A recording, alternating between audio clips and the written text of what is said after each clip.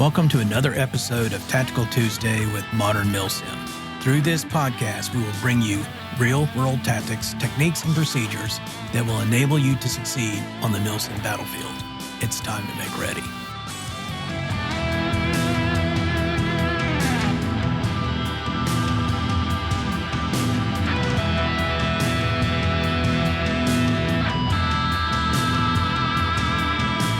Hello, and welcome to Episode 5 of Tactical Tuesday with Modern Milsim.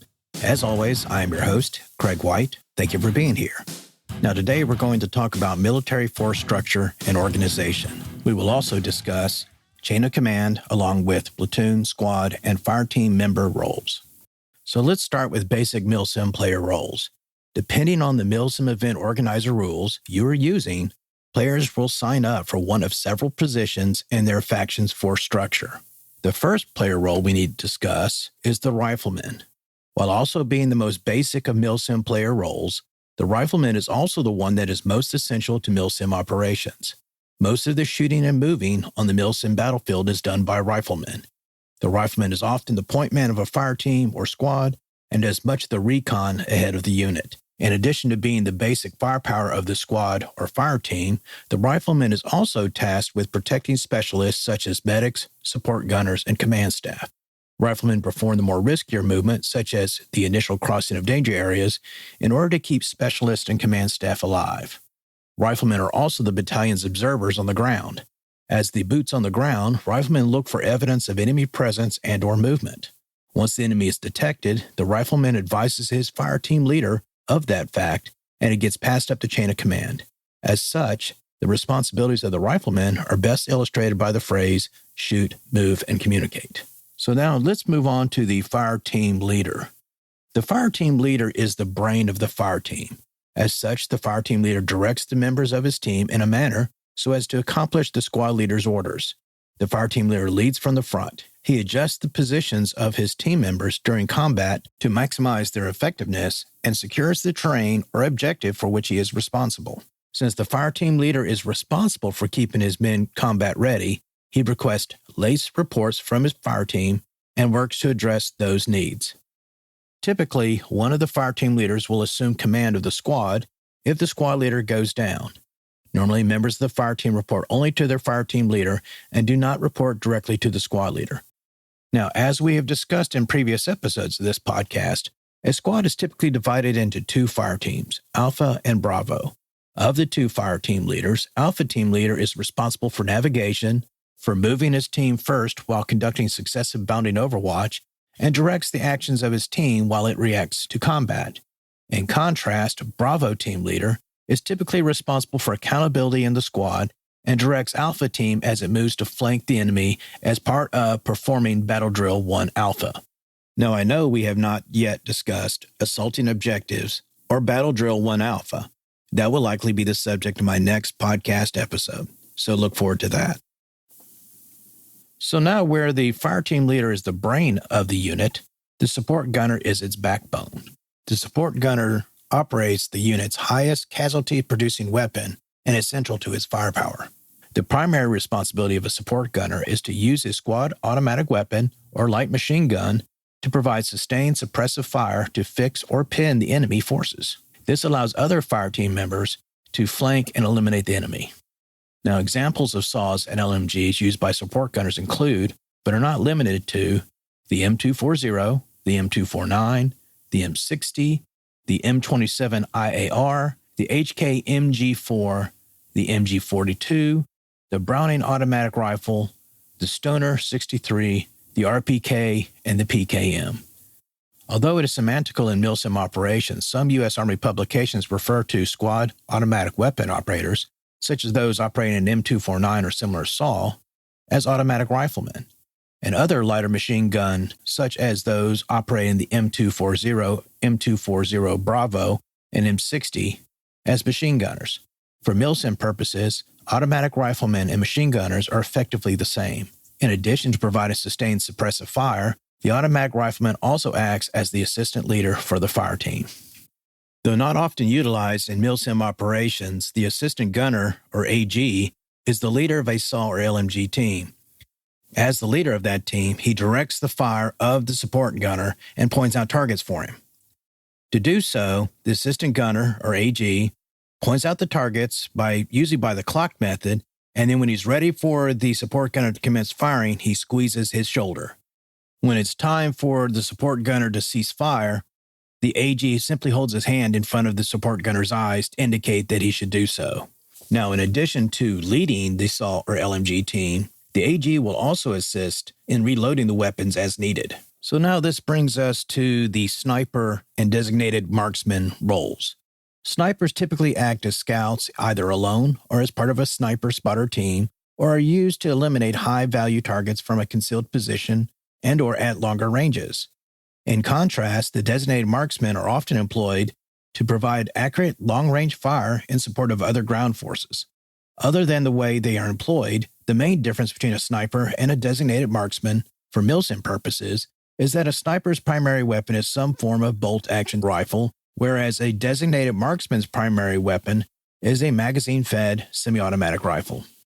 So now let's talk about the anti-tank/grenadier. Sometimes also referred to as heavy weapon specialist, the anti-tank/grenadier specializes in destroying armored fighting vehicles, also known as AFVs, as well as technicals, which we refer to as gun trucks, structures, and mass infantry, through the use of rocket launchers, grenade launchers, and hand-thrown grenades. And the anti-tank grenadier is especially important when you're dealing with an event that has many vehicles in it. With most Milsim event organizers, technicals or armored vehicles cannot be destroyed by small arms fire. And that's where the anti-tank grenadier comes into his own. Most vehicles cannot be destroyed by small arms fire and must be destroyed either through the use of some direct fire weapon that actually strikes the vehicle or a grenade that lands within 10 feet. So if you're in an environment where there's many enemy vehicles and you do not have an anti-tank specialist or grenadier as part of your defense, you're going to have a bad day. Although not technically a military classification, several Milsim event organizers have established a submachine gun class in urbanized areas of operations. Submachine gunners are often utilized as the point man or breacher in a CQB entry team stack. This class is restricted to airsoft replicas that are based on real-world weapons that fire pistol ammunition. Examples of submachine guns, or SMGs, used by submachine gunners include, but are not limited to, the MP5, the MP7, the MAC-11, the UMP-45, the Uzi, the Thompson, and the MP40. Any airsoft replica that is based on a weapon that utilizes rifle ammunition is not an SMG. So now we come to another very important role in Milsim operations, and that is the Radiotelephone Operator. The Radiotelephone Operator, or RTO for short, is responsible for maintaining radio communications under the supervision of the squad leader, platoon leader, or higher command staff. This allows the supervising leader to focus on other tasks, such as conducting the battle. The RTO is also responsible for keeping track of time for the supervising leader. He must also be familiar with various radio procedures and reports, including the SALT/salute reports, medevac requests, calls for fire, and close air support request. An RTO is typically located in close proximity to his supervising leader. So the next role that we have is the forward observer. Forward observers are responsible for effectively directing indirect fires and close air support on enemy positions. These duties include locating indirect fire targets, adjusting fire as needed to ensure their effectiveness on the enemy, and reporting battle damage assessments to higher command. Forward observers are also sometimes referred to as JFOs, Fisters, or Colt teams. The next role is the medic. Now, medics are critical in Milsim operations. This is because you're guaranteed to incur casualties whenever you come against a competent enemy force. So medics are responsible for treating and reviving battlefield casualties either directly or by use of other battlefield mechanics such as a medevac or casevac.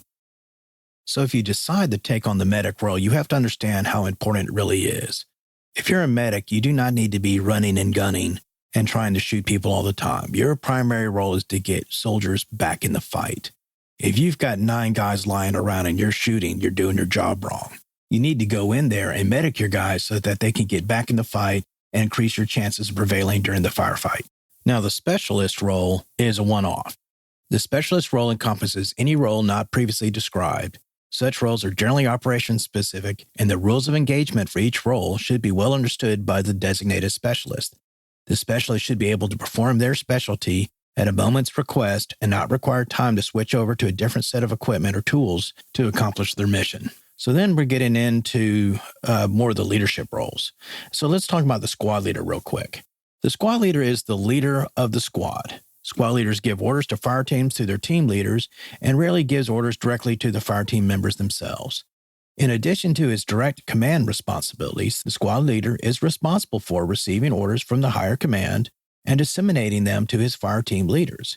He manages communication between command elements and other squads. The squad leader leads fire team leaders through most battle drills. He typically leads at or near the front, where he can best observe his area of responsibility on the battlefield and to lead his troops. Now, the player roles we just discussed are the primary positions within a fire team or squad.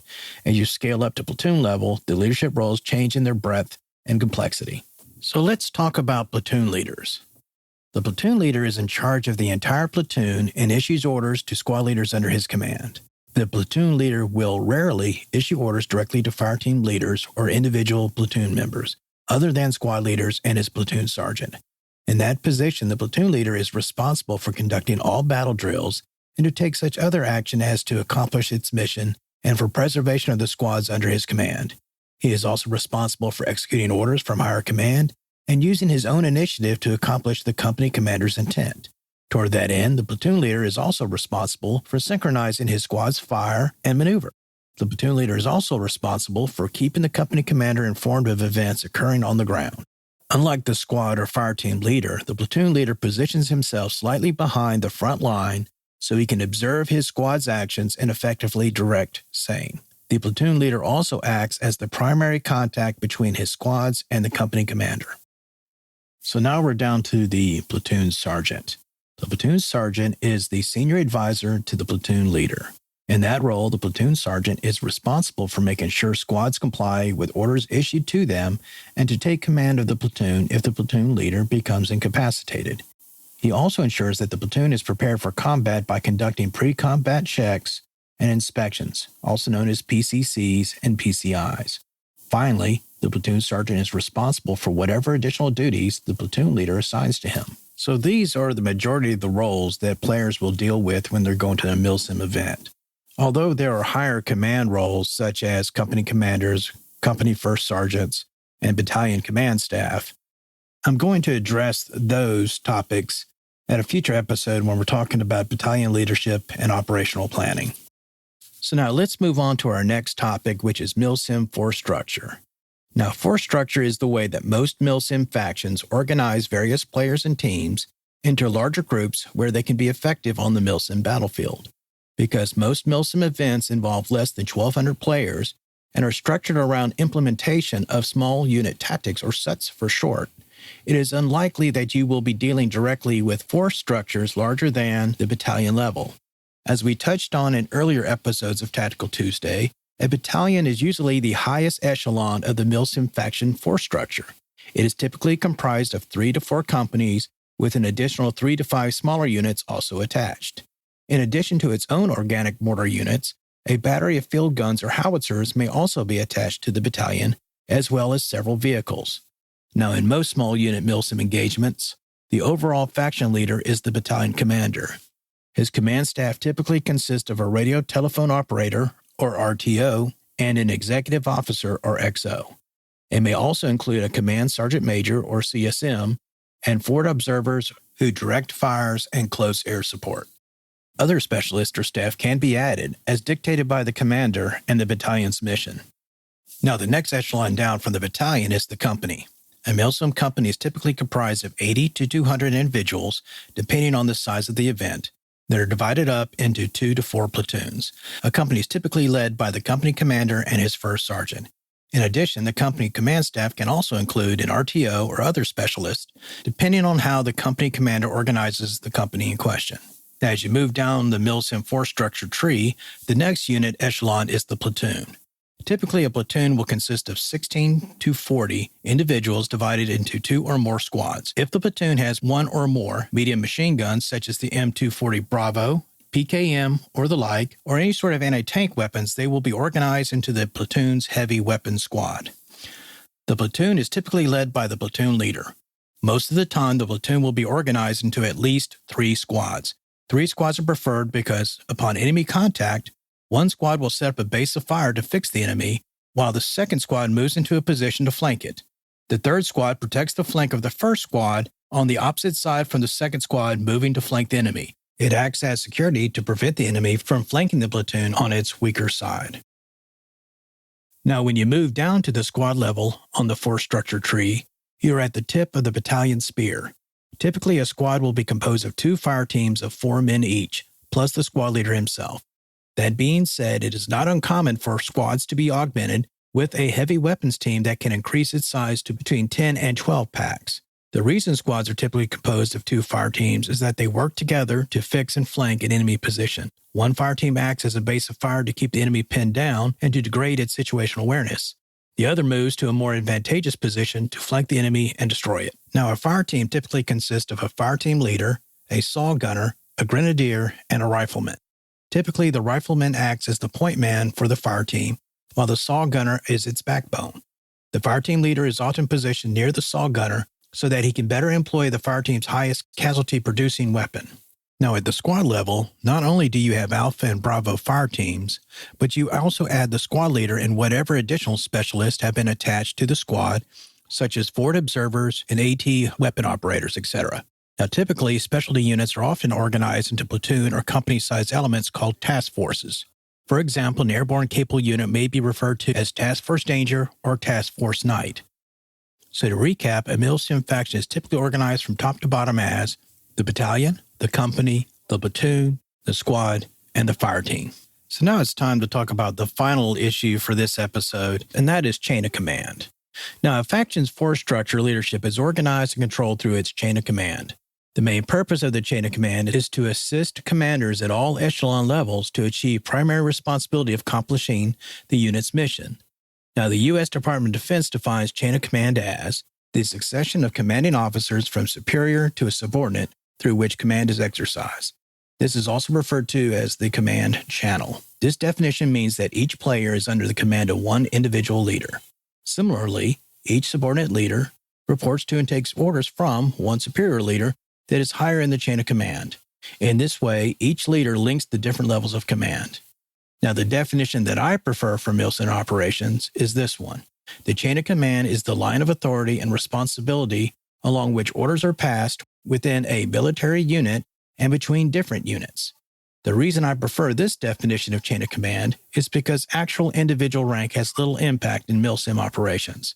The chain of command in Milsim operations is typically made up of players that volunteer to take on the command in an effort to provide structure to their faction and to provide direction and leadership to the players. Unlike in the real military, the authority to lead at Milsim Ops is not based on the rank of the leader.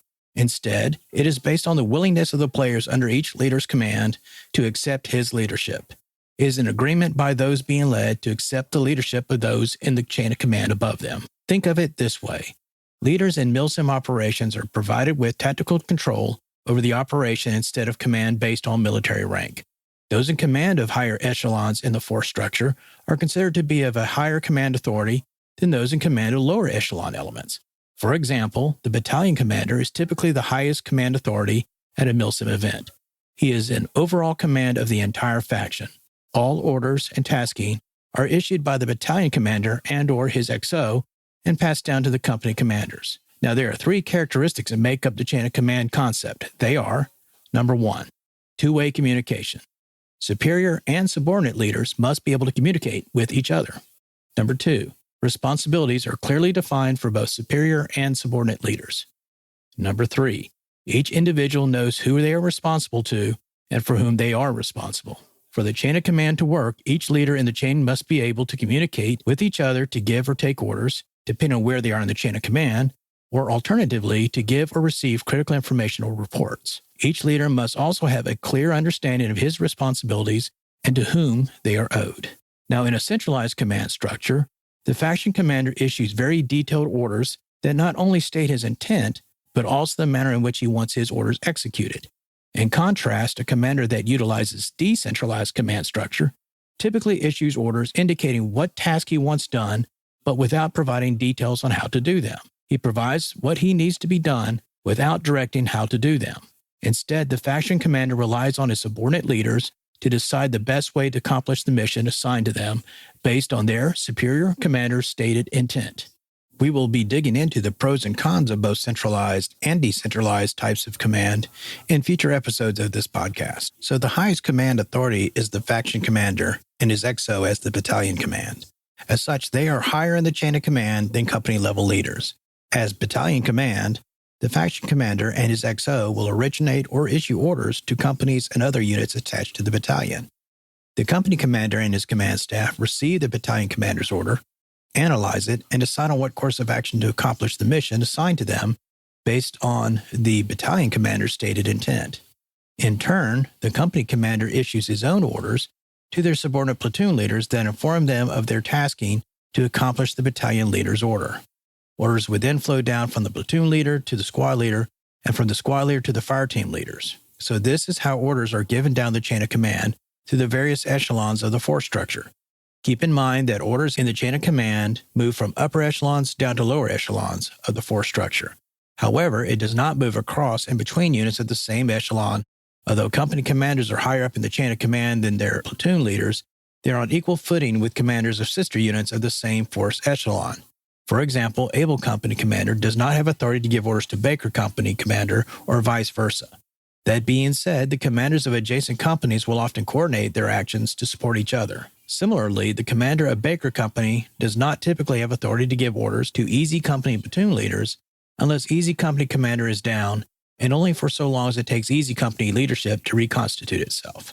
So this brings us to the related subject of succession of command. When we talk about succession of command, we are talking about a list of leaders that replace the unit commander if he goes down. For example, Able Company's succession of command would typically be the Able Company commander, followed by his XO. If his XO goes down, that would be passed on to the first platoon leader. And if he cannot continue to command the company, then it would go on to the second platoon leader. So getting back to the chain of command, it has two functions. The first function, which we've already talked about, is for leaders higher up in the chain of command to give orders or tasking to leaders of lower echelon units under their command. The second function is for units that are lower down in the chain of command to pass information and critical reports up the chain of command to their superior commanders. This provides leaders up the chain of command with information necessary to make timely and informed decisions that will drive the faction to victory. So why is the chain of command important in Milsim operations? Well, structure and rules enhance the functioning of a faction, especially one that is battalion-sized or larger. Orders are passed down the chain of command from the leaders of higher echelon units to the leaders of lower echelon units until those orders are received by those who implement those orders. Similarly, requests move up the chain of command until they reach the individual who has the authority to make decisions regarding a particular type of request. An individual's placement in the hierarchy determines his or her level of authority.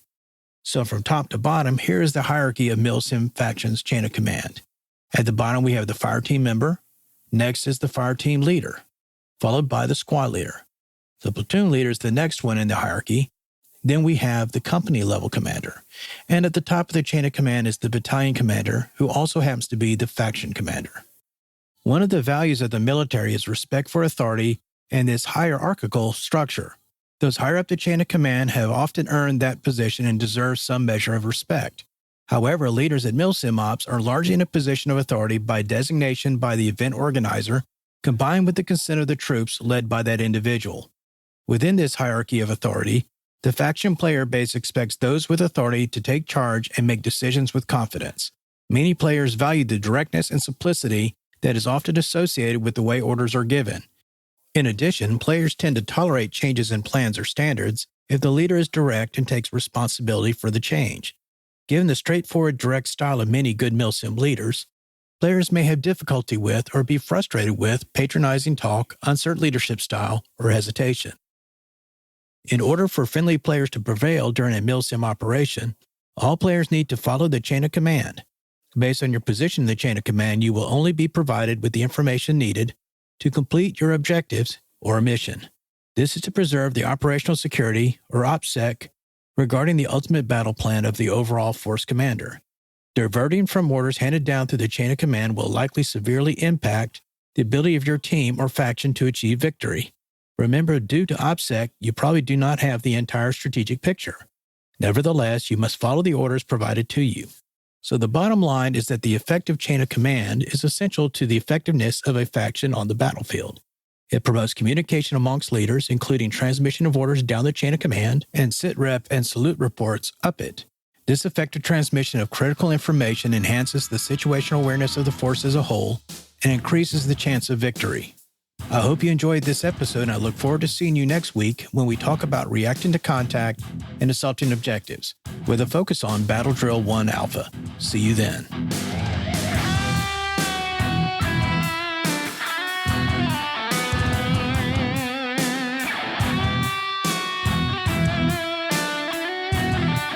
To our listeners out there, thank you for tuning in, and I look forward to providing you with new episodes every 2 weeks. If you like what you're hearing on this podcast, please subscribe and provide us with a review. We want to know what you like and how we can improve. You can also contact us on our Facebook page at facebook.com/Modern Milsim with any suggestions you may have. In our next episode of Tactical Tuesday, we will discuss reacting to contact and assaulting objectives, including Battle Drill 1 Alpha and related issues. If you want to know more about application of real-world tactics, techniques, and procedures to Milsim, please check out From Alpha to Omega, a Milsim tactical primer and training manual, as well as From Insertion to Extraction, Advanced Milsim CQB Tactics, Techniques, and Procedures. Both books are available at Amazon.com. As always, thank you for your support, and I'll see you at our next installment of Tactical Tuesday.